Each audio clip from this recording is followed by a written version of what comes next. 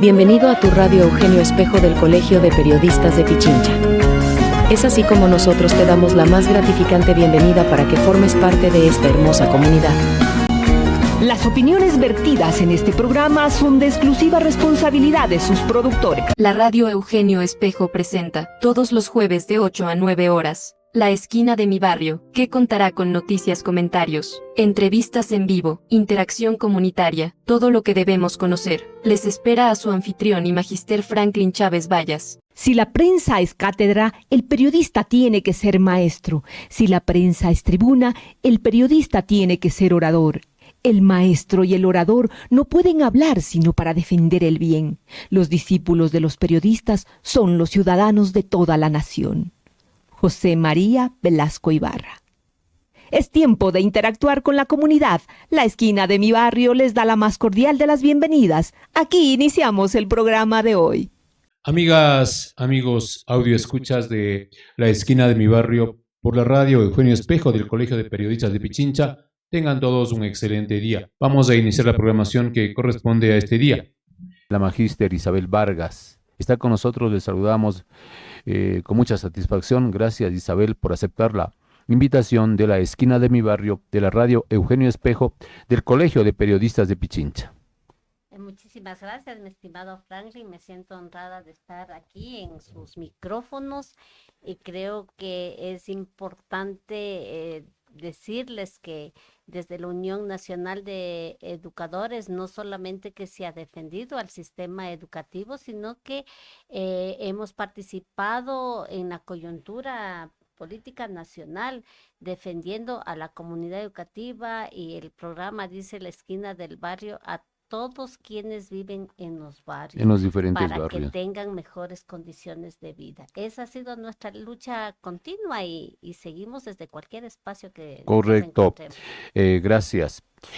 ¿Cuál es el perfil, si nos puede indicar, por favor, el perfil de la maestra, de la docente Isabel Vargas? Bueno, yo nací en un barrio popular, yo nací en San Diego, vengo de padres campesinos que emigraron a la ciudad.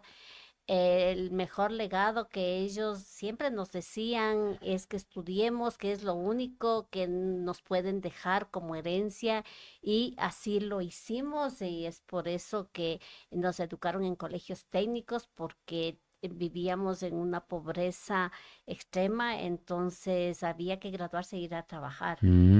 Somos 7 hermanos, de los 7 hermanos somos 5 mujeres, 5 profesoras, maestras. Qué bueno. Que las 3 estudiaron en el Normal Manuela Cañizares, las otras 2 en el Colegio Técnico de Señoritas en ese tiempo, Gran Colombia. Y gracias a un programa que hubo entre la UNA y la Universidad Central, pudimos acceder a la educación de tercer nivel. Las 5 nos graduamos en ese programa con la licenciatura en las diferentes ramas cada una. Entonces, ese es un perfil así rápido que les puedo decir, y a los que nos están escuchando, la educación nos libera. La educación es el desarrollo de los pueblos, una educación para la emancipación, una educación basada en el conocimiento, no en competencias, porque las competencias nos hacen individualistas.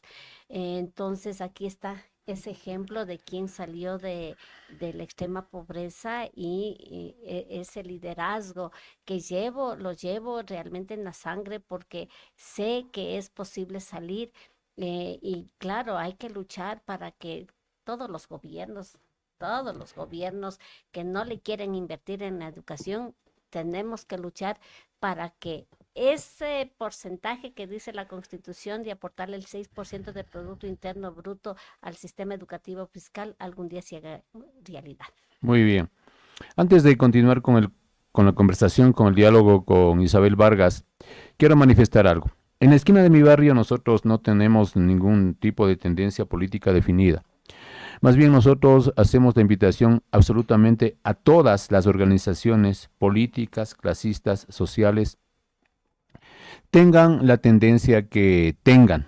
Simplemente nosotros hacemos un periodismo contrastativo, en donde todos, absolutamente todos, tienen la cabida o tendrán cabida acá en la esquina de mi barrio del Colegio de Periodistas de Pichincha.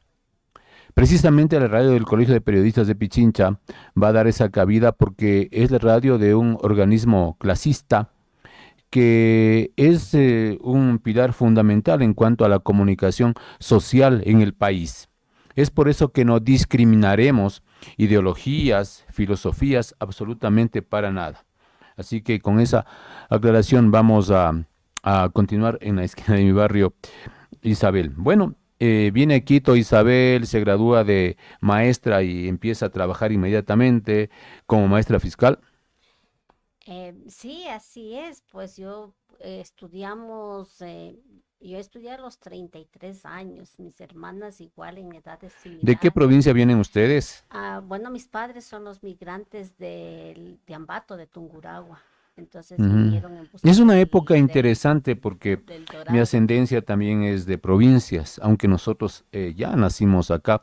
En Nosotros esa nacimos época, acá. exactamente, en Ujú. esa época como que se daba el hecho de que la mejor herencia Era la educación. que puede dejar un padre y una madre es la educación. Y no era, sino es. Es, Es la sigue educación. siendo Y por exactamente eso exigimos que sea una educación de calidad. correcto. Ujú. Entonces, igualmente mis padres vienen de una provincia central cercana a la provincia de Tungurahua, vecina de la provincia de Tungurahua, la provincia de Bolívar.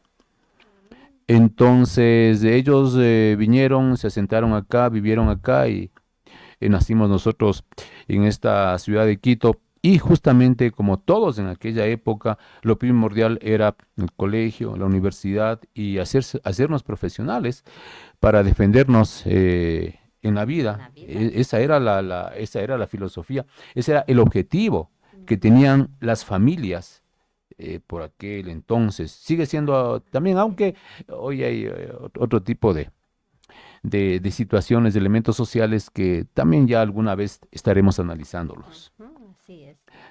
Entonces viene de la provincia, Sí, son migrantes son migrantes de la provincia de Tungurahua, ajá. Ujú, así es, mis dos padres son de Ya. Tungurahua.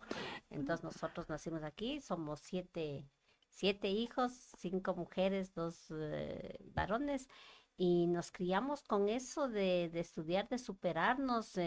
Salimos del bachillerato técnico, fuimos a trabajar y luego, como te dije, a los 33 años hubo esta oportunidad de ingresar a estudiar en el sistema semipresencial con la Universidad Central del Ecuador Ujú. y tuvimos esa oportunidad de tener este título de tercer nivel que nos ha permitido ser maestras, participar en el concurso de méritos y oposición y tener esa oportunidad no solamente de transmitir el conocimiento, sino de hacer de los estudiantes entes críticos, entes que se relacionen inclusive con esa realidad en donde nosotros consideramos que los valores no deben ser ejes transversales, sino que deben ser ejes integrales, que los principios de la educación deben de ser la libertad, debe ser el patriotismo, la unidad, la solidaridad, pero esa verdadera solidaridad entre el pueblo ecuatoriano, El respeto. el respeto para poder salir adelante. Esos ejes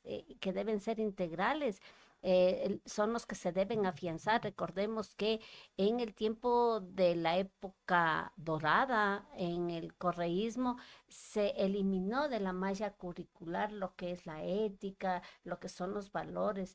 Eso hemos luchado para que vuelva a las aulas, que vuelva como parte de un proceso de aprendizaje y que se pueda retomar estos valores que tanta falta nos hacen ahora.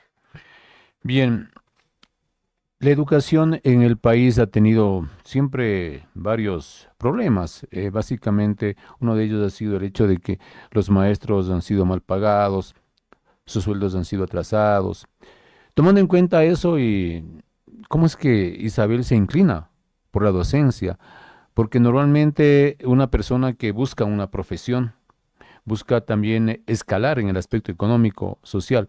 Pero el maestro, estoy hablando de épocas anteriores, digamos de los años 80, incluso 90, antes también donde los gobiernos no les pagaban a los docentes, se atrasaban y el sueldo realmente era exiguo.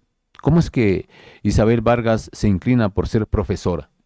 Bueno, eso está en la sangre, porque mi madre también viene de ser maestra, del lado de mi padre también hay los maestros, mis hermanas normalistas, entonces, pues aquí está alguien que descubrió su vocación a los 33 años, cuando yo empecé a hacer las prácticas profesionales, ¿no?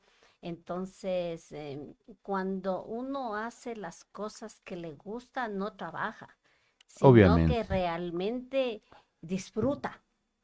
Y Ujú. ante ese disfrute que le da a uno esa calidad de vida, esa tranquilidad, pues uno no regresa a ver el tema muchas veces de cuánto es lo que se va a A iniciar. percibir, claro. Claro. Y aquí hay que resaltar que sí, si bien es cierto, ningún gobierno de turno ha visto con buenos ojos al magisterio y siempre ha tratado de maltratarlo, pero sin embargo, en 1944, hace 80 años, nació la UNE. Nace la Ujú. UNE en la época de la gloriosa, en donde los gremios, donde las organizaciones sociales se levantaron en contra del gobierno de ese entonces, pero nace con una victoria bajo el brazo, que es la primera ley de escalafón del magisterio. De ahí en adelante, todas las reivindicaciones, absolutamente todas, ha sido en base de la unidad, de la organización, de la lucha presidida siempre. A la cabeza siempre la Unión Nacional de Educadores. Siempre nos han tratado de dividir, han querido formar otros gremios, estos siempre, terminado el gobierno, siempre han quedado en el olvido o, como en muchos casos, recordemos la tal red de maestros que ya ni se les escucha y que se subdividieron por cuestiones que no estaban afianzados ellos realmente en el verdadero liderazgo. Y la UNE sigue de pie. A pesar de que nos han cerrado, en la dictadura nos cerraron, en esta dictadura blanda que nosotros decíamos del correísmo, nos quitaron el edificio, nos quitaron las alícuotas. Siempre han tratado de eliminar a este gremio que ha defendido siempre la educación y, por supuesto, mejoras para el magisterio. Y una de las conquistas que venimos luchando desde el año 2016, se consagró en el año 2022, es la equiparación salarial. Porque nos tenían marginados, como bien lo dices tú, Franklin, pagándonos irrisoriamente, no llegábamos ni al básico, y luego de que hay la homologación salarial en el 2011, nos elevan también a servidores públicos, Ujú. hay una tabla en la LOCEP, en un escalafón, una tabla, en donde el maestro que tenía título de tercer nivel ganaba igual que un bachiller que ingresaba a las filas de la policía. Esa era la diferencia. Y luchamos. Nos costó 7 años de El lucha. correísmo reivindica como un logro de esa tienda política del presidente de entonces, aquello de la equiparación salarial. Bueno, ellos logran, dicen que es un logro la homologación, porque dicen que los maestros que ganaban $400 ahora ganan 1,000, y eso no es verdad. ¿Por qué no es verdad? Porque el Ujú. maestro em, eh, trabajaba sus 4 horas, 5 horas en la institución y luego iba a trabajar en su casa.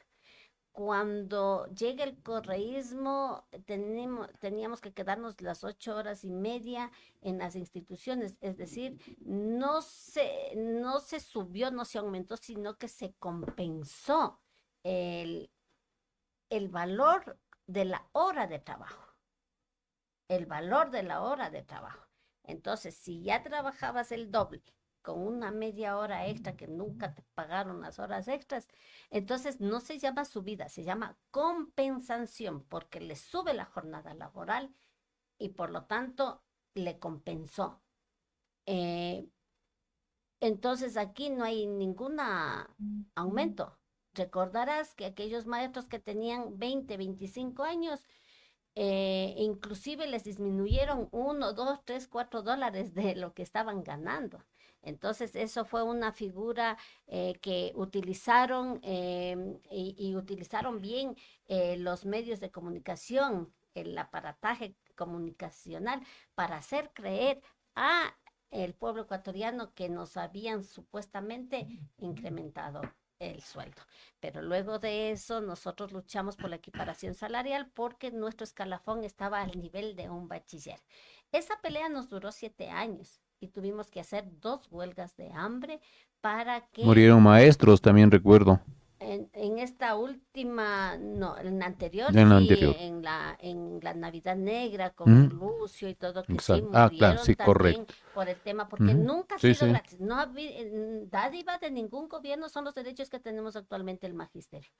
No hay dádiva de ningún gobierno. Siempre ha sido por la huelga de hambre, por una movilización y que siempre han criminalizado, obviamente. Siempre han tratado de criminalizar, diciendo que antes que se ha perdido horas los estudiantes, que han perdido horas de estudios porque los profesores han salido a la movilización.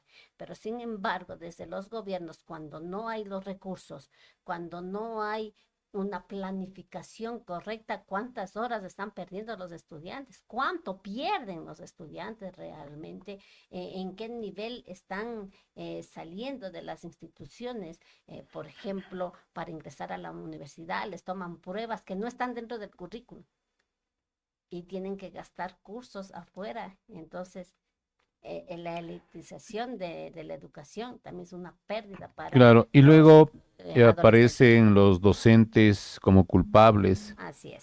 de las falencias, de las fallas que se dan en educación, Así es que enseñan en los colegios, que en la universidad no rinden. porque no hay una sincronización, no ha habido realmente una unión entre la universidad y entre el Ministerio de Educación.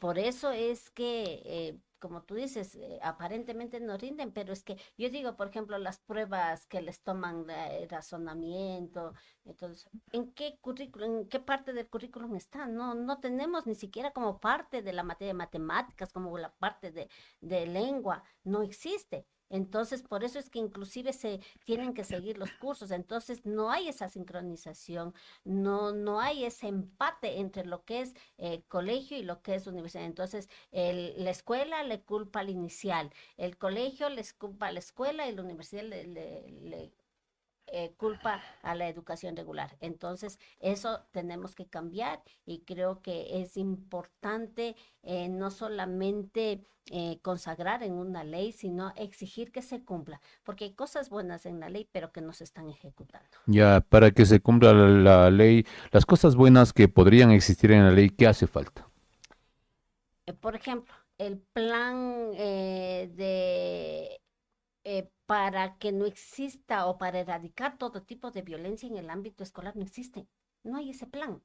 Porque ese plan va más allá de que el estudiante se agreden entre pares y le separan y se sigue un protocolo. No, este plan va más allá, va hacia los hogares, va hacia el barrio, va en donde debe generarse las zonas de riesgo para tomar acciones. Eso no existe. No existe, por ejemplo, eh, la resolución de conflictos, ¿no es cierto? Eso no existe, a pesar que en la ley hay una transitoria, que en 6 meses, dice la transitoria, tenían que haber cambiado la conformación de este espacio en donde llegan las denuncias de los estudiantes y no lo han hecho. No han sacado a concurso, tiene que estar conformado por 5 personas, 5 abogados que nada tiene que ver, porque al momento el distrito es juez y parte. Entonces, si a un profesor le cayó mal, está fregado porque el distrito no puede ser imparcial por la forma como está conformado. Otra de las cosas es que se debe obligar dentro de la ley, habla que el gobierno de turno tiene que ir incrementando el 5%, el 0,5% del Producto Interno Bruto hasta llegar al Para la educación. 6%. Entonces, lo que nosotros logramos es que el gobierno no pueda interpretar de acuerdo a sus intereses, sino que Ujú. se obligue. Pero ahí hay una dificultad que no se ejecuta todo el presupuesto. Este gobierno que ahora ha sido reelegido no cumplió con la ejecución de todo el presupuesto del año 2024. Y ahora vemos cómo no está atendiendo al sector social, no está atendiendo al sector educativo y es impresionante, por ejemplo, cómo es que hay una cifra alarmante de 450.000 niños, niñas, adolescentes fuera del sistema educativo. Eso es muy preocupante. ¿Por qué razón? ¿Qué nos dice la policía? La policía nos dice que de cada 10 detenidos, 5 son menores de edad. ¿Qué nos dice el INEC?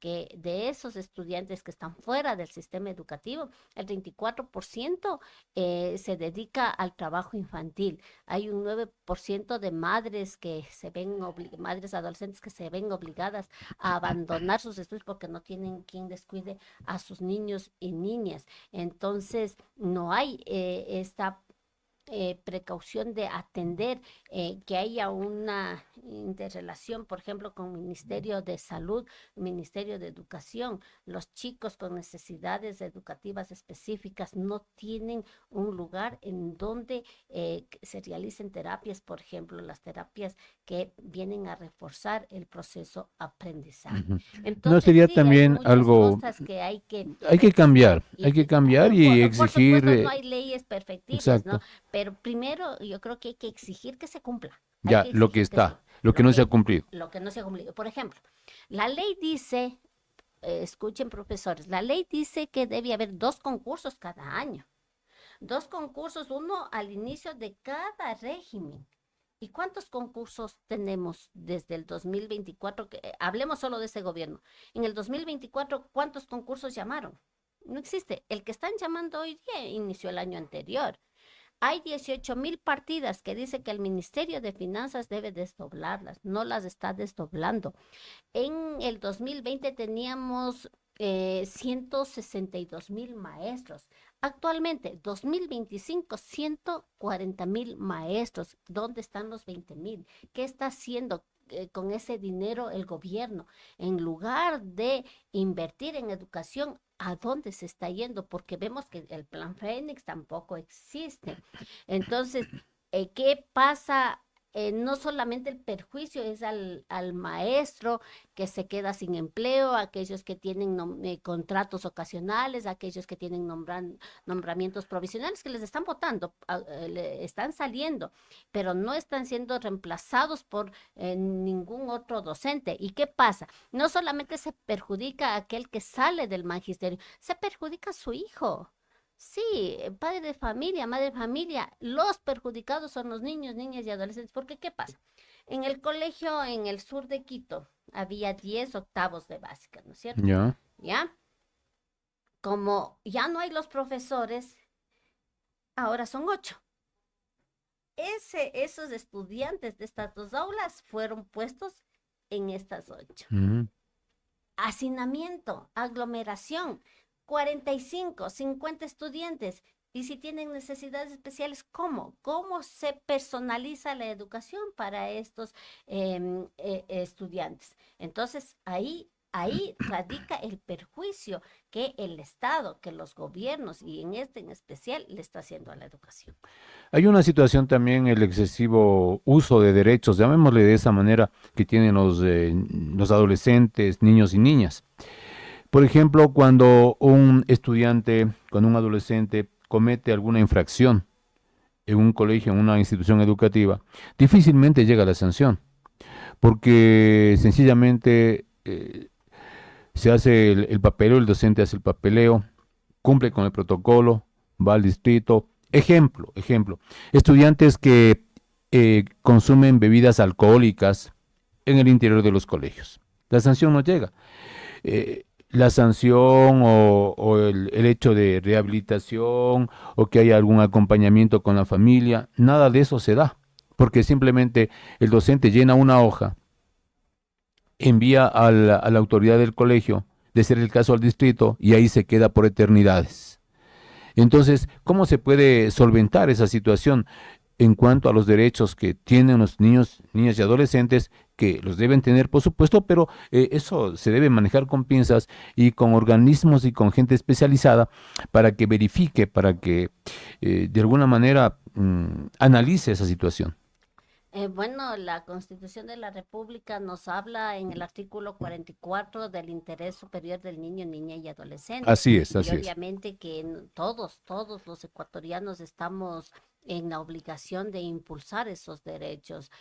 Pero más allá de ello, yo invito al magisterio a conocer la ley orgánica de educación, el Código de la Niñez, porque solamente cuando dominamos cuáles son nuestros derechos, cuáles son nuestras obligaciones, entonces podemos exigir. Creo que es necesario que la Junta de Resolución de Conflictos esté conformada conforme lo dice la ley, con 5 especialistas que no pueden permanecer más de 5 o 6 años, si no me equivoco, en su puesto y tienen que ser cambiados constantemente. Creo que los rectores, lamentablemente, no todos, pero en su gran mayoría son puestos a dedo. Son puestos porque responden a tal o cual gobierno. Por ejemplo, hay rectores que sin concurso están más de 5 o 6 años en una institución Así educativa es, así es, así es. y no tienen una preparación en el tema jurídico. Ujú. Entonces no saben resolver o no saben diferenciar entre violencia y entre conflicto.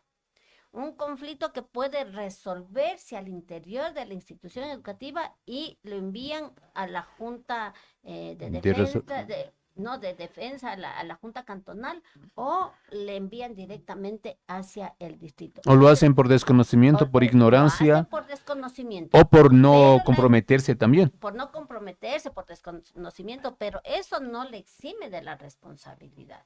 Entonces sí hay muchos casos en que, primero, que en el correísmo nos enfrentaron con los padres de familia. Ellos son nuestros inspectores, ellos son los que nos vigilan y entonces denuncia va, denuncia viene, pero no todas las denuncias llegan al término porque no hay la evidencia, obviamente. Entonces sí se debe regular y ese espacio, esa dificultad que están teniendo los maestros se debe canalizar, pero cuando tenemos conocimiento reclamamos nuestros derechos, Ujú. porque hay un debido proceso, Así es. hay protocolos, Hay, hay hay, rutas y hay rutas hay para docentes que todo. están Hay, denunciados de manera injusta. Hay falsas denuncias, temerarias incluso denuncias contra docentes que en esas circunstancias son separados de sus instituciones hasta que se ventile el proceso. Y muchas veces los procesos no se dan y resulta que el docente es inocente, no tiene ningún tipo de culpabilidad. Sin embargo, ya fueron vulnerados sus derechos,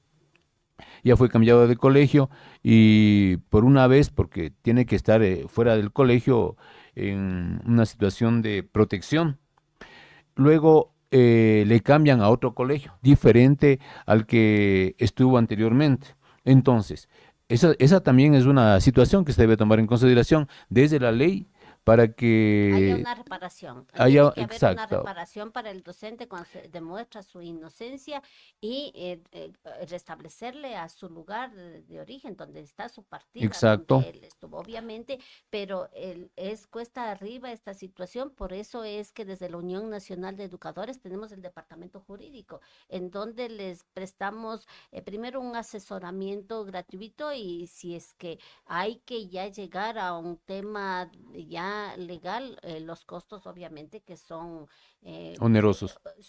no, pues siendo del gremio, Ah, ya, sí ya. es Son cómodo. bastante bajos, claro. Claro, porque nosotros servimos al maestro, servimos a la comunidad educativa, nos preocupamos de los maestros, pero también nos preocupamos de los estudiantes.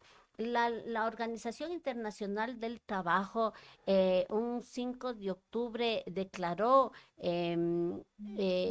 que los docentes que son maltratados no garantizan un aprendizaje óptimo o una enseñanza óptima. Si no es bien tratado el docente, no se garantiza de que se mejore la educación. Por eso es que nosotros exigimos en este espacio a Alegría Crespo, que está actualmente de ministra de Educación, que sí se revise esta parte de los maestros, este acoso laboral, porque no solamente son las denuncias de los padres de familia hacia los estudiantes, sino también entre pares, esa vigilancia, esa persecución que muchas veces hay desde los rectores que se creen los dueños de los colegios, porque sí, digámosle, hay rectores que están 5 o 6 años sin haber participado en ningún concurso. Entonces, sí debemos bajar este acoso laboral. Inclusive, Franklin, ¿qué nueva frase hay en el magisterio? 60-30 y me voy. Nadie quiere quedarse. Es 60 años de edad, 30 años de aportación y se acogen a la jubilación. Nadie quiere quedarse. Eso se dice 60-30 y me voy. Es una frase típica para que se den cuenta en qué situación está el magisterio. Ese acoso laboral, vamos a seguir luchando para que haya ese respeto, esa revalorización de la profesión docente que necesitamos. El Ecuador necesita, el Ecuador necesita de trabajadores de la educación, del magisterio, que no se sienta presionado por este tipo de situaciones, como dice Franklin, que denuncias van, denuncias vienen, tenemos que entrelazarnos, unificarnos. Hay un triángulo que es padre de familia, autoridades y docentes, en donde debemos trabajar y estar en armonía para salir adelante. Ujú. En ese caso, Isabel manifestaba anteriormente que, por ejemplo, si un docente les cae mal a los estudiantes, enseguida viene la denuncia. Y lamentablemente eso se da. Así que a las personas que van a seguir docencia, primeramente traten de caerles bien a los estudiantes para que les vaya bien en la carrera, porque vamos a tener una serie de dificultades a lo largo. Más que caerles bien, yo creo que debemos estar preparados, tenemos que estar eh, en la materia jurídica, digamos, en la Exacto. legislación educativa, tenemos que dominarla también porque eso es lo que nos rige. Y creo que ahí sí es la importancia del gremio. Vean, los maestros debemos estar organizados, solamente la unidad garantiza que nuestros derechos sean respetados. Ujú. Por eso es que desde la Unión Nacional de Educadores se da cursos, se está actualizando, se hace convenios para que ustedes puedan profesionalizarse, tener sus maestrías, pero también se les da la asistencia jurídica porque hemos visto que en estos últimos 12 años es muy importante la defensa en este aspecto al maestro. Ujú. Entonces, hay que estar organizados, insisto, desde 1944, 80 años de lucha, 80 años de luchar por $1, por un sucre de aumento a nuestro sueldo, 80 años de luchar para que la educación no sea privatizada, 80 años de luchar para que nuestros estudiantes puedan tener un ambiente óptimo para el aprendizaje, que se exigir que haya inversión en la educación. Entonces, eso es lo que nosotros necesitamos en este momento, fomentar la unidad. Basta de esos grupillos que lo único que hacen es dividir, basta de esos grupillos que lo único que se han dedicado es a mantenerse en los rectorados y les cambian de un distrito a otro, de un colegio a Yo un co- otro, sino esta verdadera organización que no se ha doblegado ante nadie, ni ante las dictaduras, ni ante gobiernos autoritarios, que es la Unión Nacional de Educadores. Bien. ¿Hasta qué punto podemos nosotros estar seguros de la preparación que tienen los distritos? En cuanto a la resolución de muchas cosas, a la parte administrativa, en cuanto a docentes, y de los DESE también, que realmente los profesores ven como una piedra en el zapato, por no decir de otra manera, el funcionamiento de los DESE al interior de las instituciones educativas, y también no confían absolutamente para nada en las resoluciones, en el accionar que tienen los distritos en los diferentes sitios. Hablemos de Quito en este caso. Bueno, creo que el departamento de se cambió del DOBE que era antes, ¿no es cierto? Ahora al DESE, que es el Departamento de Consejería Estudiantil. Antes era el Departamento de Orientación, el DOBE, ¿no es cierto? Bienestar Estudiantil, en donde habían 3 profesionales, que era el trabajador social, el psicólogo educativo, el pedagógico, y cada quien tenía su función. Ahora el departamento DESE tiene otro modelo en donde está el psicólogo clínico, está el trabajador social, está el psicólogo educativo, pero todos hacen de todo. Y no puede ser porque cada quien zapatero a tus zapatos, ahora todos hacen de todo. Pero sin embargo, creo que la concepción que se les dio desde un inicio, cuando se les dijo ustedes son autoridad y ustedes tienen que ir al colegio y ahí... O sea, es parte de la división, parte justamente de que el gobierno quiere desunirnos. Pero sin embargo, si nosotros vemos el verdadero rol del DESE, sí es muy importante. El tema es las malas prácticas. Cuando la autoridad quiere manejarle al DESE y le chantajea, y el DESE también tiene dificultades cuando no cumple con sus funciones. Entonces yo creo que nuestros compañeros del DESE no son nuestros enemigos, deben ser nuestros aliados, y debemos ponernos también como DESES, saber cuáles son nuestras funciones, hasta dónde son nuestras competencias, porque muchas veces ha pasado que luego de que les obligan a hacer tal o cual cosa, no sé, yo no les dije, no sé, yo no, dónde está por escrito, ¿no? Entonces también les invitamos a unificarse. Existe ya, hay el grupo Promesa, que es justamente que aglutina a los compañeros del Departamento de Consejería Estudiantil, en donde ellos también se van profesionalizando, van teniendo estas reuniones para ir encaminando y para que el rol del DESE no sea para perseguir al maestro, sino para ayudar a la comunidad educativa, para poder fomentar esa unión y la resolución de situaciones que puede existir entre los estudiantes, y que podamos fomentarla, fusionarla para sacar adelante a la educación. La constitución de los distritos. ¿Hasta qué punto el docente, la comunidad educativa, debe tener confianza en estas organizaciones?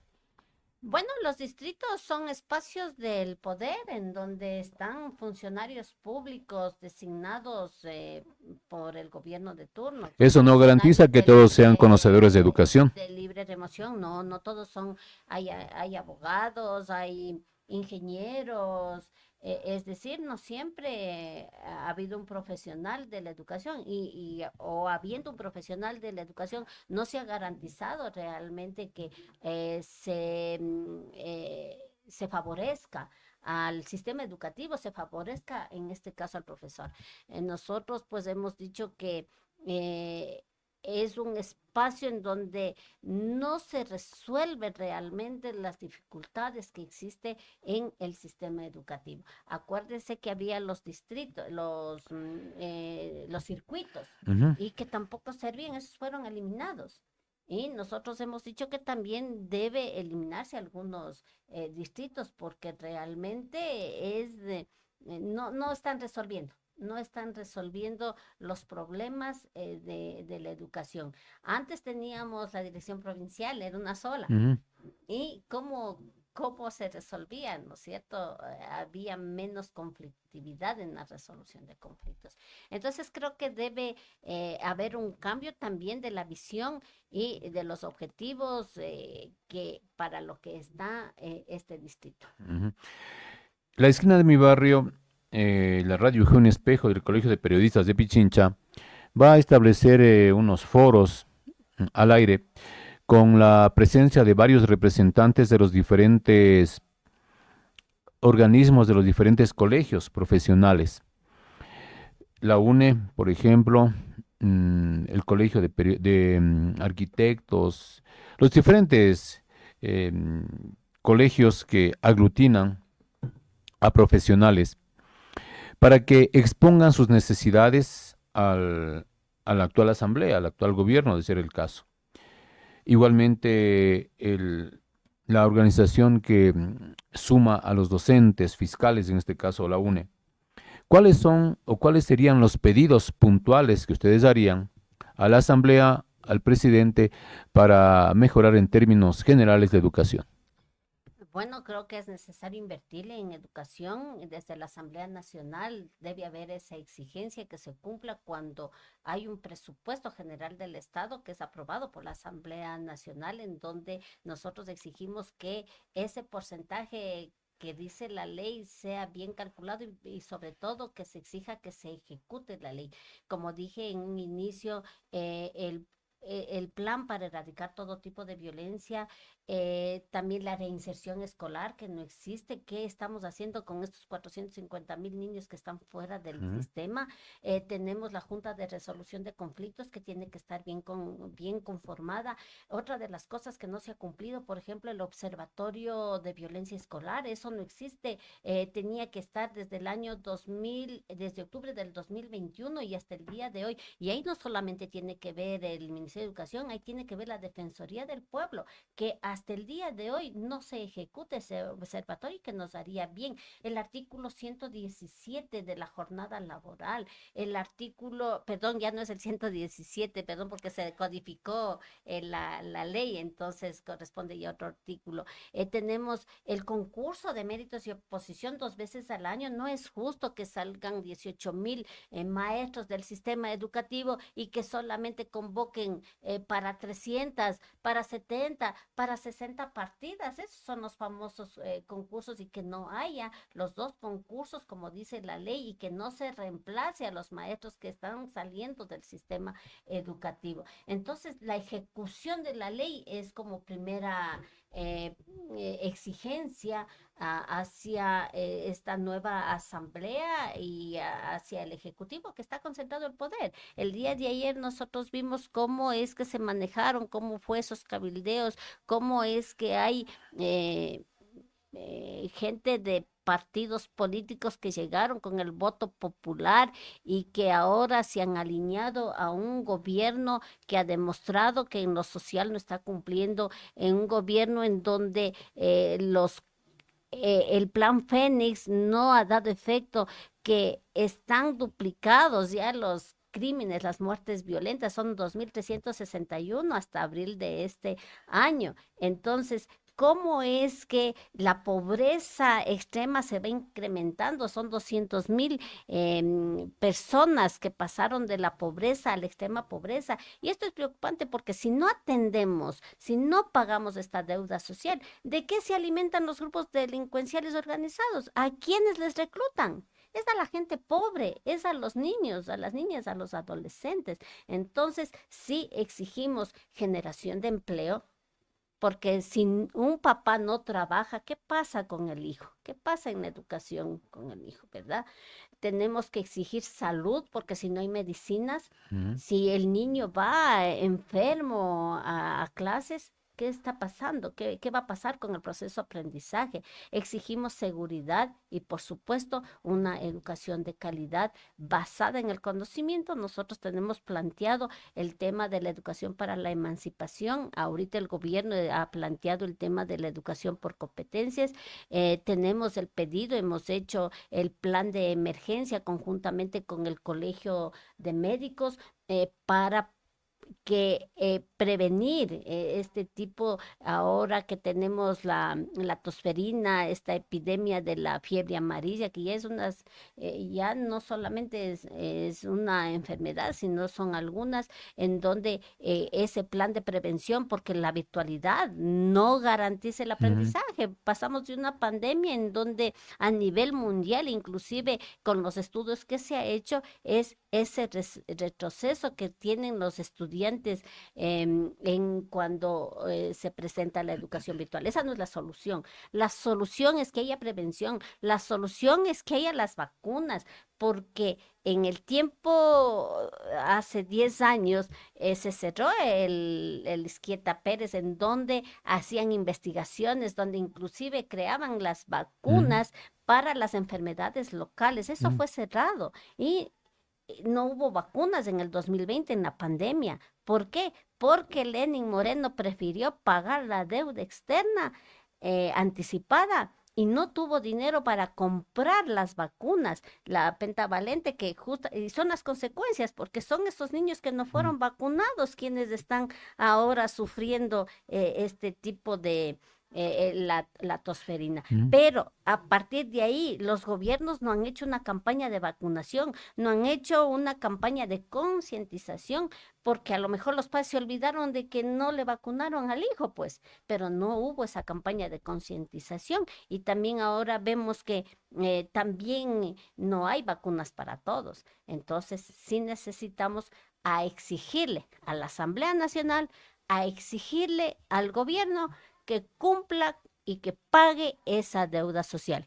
Si bien es cierto, el pueblo no tiene una bancada en la Asamblea Nacional porque las minorías quedamos fuera y se polarizó en dos grandes grupos que se demostró ayer y que ahora tiene la batuta el gobierno nacional. Ujú. Pero decirle al presidente de la República que el pueblo ecuatoriano no le está dando un cheque en blanco, que la mejor bancada que tenemos es en las plazas y en las calles.